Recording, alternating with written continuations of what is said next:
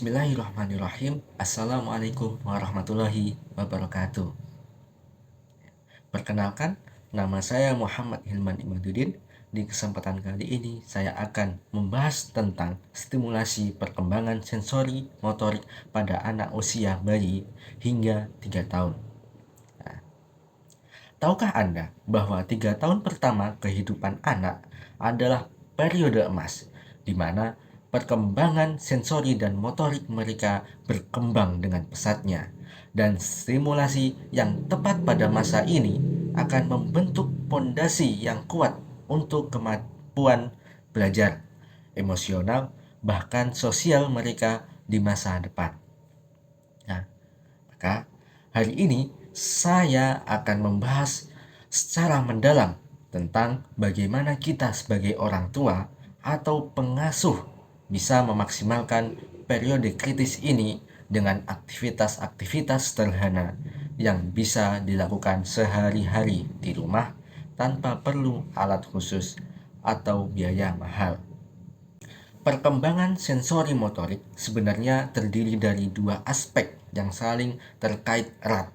Pertama adalah aspek sensori yang mencakup semua input yang diterima melalui panca indera, seperti penglihatan ketika anak mengenali warna-warna cerah, pendengaran ketika mereka merespon suara kita. Nah, sentuhan ketika mereka merasakan berbagai tekstur. Nah, penciuman saat mereka mengenali aroma makanan, dan pengecapan ketika mereka mulai makan makanan padat. Sementara aspek motorik meliputi segala bentuk gerakan tubuh, mulai dari motorik halus seperti kemampuan menggenggam jari-jari kecil mereka, hingga motorik kasar seperti merangkak, berdiri, hingga berlari.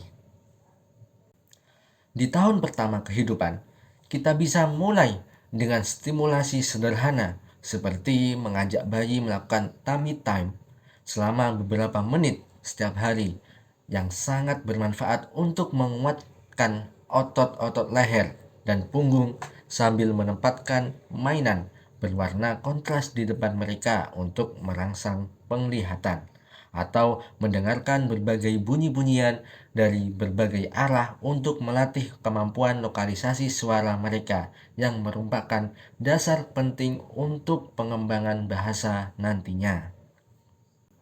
Memasuki usia toddler, kita bisa meningkatkan kompleksitas stimulasinya dengan mengajak mereka bermain menyortir benda-benda berdasarkan warna atau ukuran yang melatih kemampuan kognitif sekaligus motorik halus, atau bermain permainan fisik seperti melempar dan menangkap bola yang tidak hanya melatih koordinasi mata, tangan, tetapi juga mengajarkan konsep sebab akibat.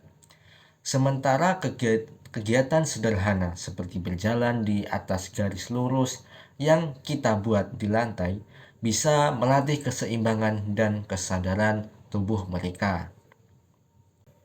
Yang perlu selalu kita ingat adalah bahwa setiap anak memiliki tempo perkembangan yang unik. Jadi, yang terpenting adalah menciptakan lingkungan yang kaya akan stimulasi, namun tetap menyenangkan dan tidak memaksa. Karena proses belajar yang paling efektif pada usia dini justru terjadi ketika anak merasa bahagia dan tertarik secara alami pada aktivitas yang kita tawarkan. Baik, cukup sekian dari saya. Saya minta maaf bila ada kesalahan dari saya, mungkin dari tutur kata ataupun yang lain. Dan saya akhiri, wassalamualaikum warahmatullahi wabarakatuh.